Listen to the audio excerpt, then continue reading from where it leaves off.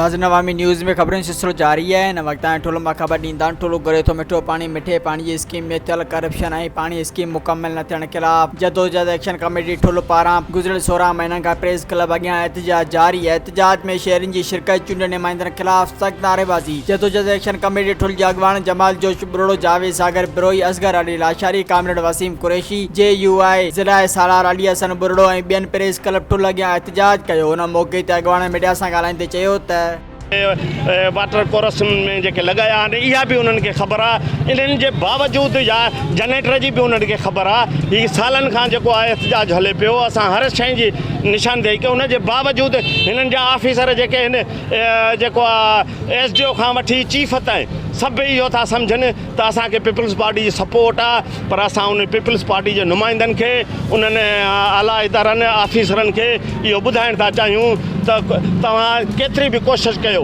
केतिरी बि लापरवाही कयो, पर ही जेके जदोजहद कमेटी जे प्लेटफॉर्म तां जेका जदोजहद हली आहे इहा असांखे पंहिंजा हक़ वठण ईंदा आहिनि। ऐं तव्हां इंशाअल्लाह हिकु ॾींहुं झुकंदव ऐं ठुल खे ज़रूरु एॾो मजबूर कंदासीं जो तव्हांखे पाणी ॾियणो पवंदो या अव्हां ते केस दाख़िल थींदा। डॉक्टर साहब इन्वॉल्व आहिनि वो इन जे करे त तव्हांखे ख़बर आहे त असांजी सियासत जेका आहे उनजी जेका हिते असां वटि जेका सियासत जी नफ़सियात आहे उहा इहा आहे। ऐं हिते सियासत जी फिलासफ़ी इहा आहे त MPA साहब ख़र्च करे इलेक्शन लड़े ऐं उन खां पोइ MPA साहब खे सभई इदारा उन जे हवाले कजनि ऐं उहे सभई ऑफिसर्स उन जे मातहत हुजनि। इवन जेको थाणो आहे उहो बि उन जे मातहत हुजे। सो ही डॉक्टर साहब जी मर्ज़ी खां सवाइ को कमु न थियो आहे। का स्कीम पास न थींदी आहे। MPA जी मर्ज़ी खां सवाइ सिंध में का स्कीम पास ई न थींदी आहे। कंहिं स्कीम में का कमीशन उन में लेती उनजो हिसाब किताब उहो सॼो MPA साहब खां ई सॼो इहो मंज़ूरु थींदो आहे। उन खां ई इहा सभु शइ थींदी आहे। असांजी मिठे पाणी स्कीम मंज़ूर थिए। अफ़सोस आहे त जेका पाकिस्तान पीपल्स पार्टी अवाम जी दावा कंदी आहे त असां अवाम ई नुमाइंदा आहियूं। हक़ीक़त में ही अवाम जा नुमाइंदा न आहिनि, ही अवाम जा दुश्मन आहिनि।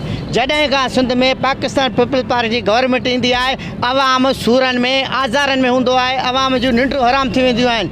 असांजी जदोजहद एक्शन कमेटी ठुल तरफ़ां तक़रीबन 8 सालनि खां ही एहतजाज जारी ऐं सारी आहे। अॼु ॾींहं ताईं असांजे को बि चूंडियल नुमाइंदो पाकिस्तान पीपल्स पार्टी जा करप्ट नाल चूंडियल नुमाइंदा अॼु ताईं लड़ी बि न आया आहिनि। छो उन सिंध गवर्नमेंट बिल्कुलु नोटिस वरितो आहे। उन कमेटी ठाही वई आहे। उन कमेटी जो चेयरमैन कयो आहे डॉक्टर सोहराब सरकी खे। उन्होंने डॉक्टर सोहराब सरकी फ़ैसिलो कयो आहे पंहिंजी कमेटी सां गॾु त ठुल वारनि खे मिठो पाणी ॾियणो ई न आहे। छो त हुन चए थो मूं वोट वरिता ई न आहिनि, मूंखे वोट कंहिं ॾिना ई न आहिनि। मूं पैसनि ते खटियो आहे। वो उहे पैसनि ते खटिया त ठुल वारनि जी ख़िदमत कान कंदो। मज़ीद खबरों और तफसीलात के लिए विजिट करें हमारी वेबसाइट www.awamiNewsHD.com।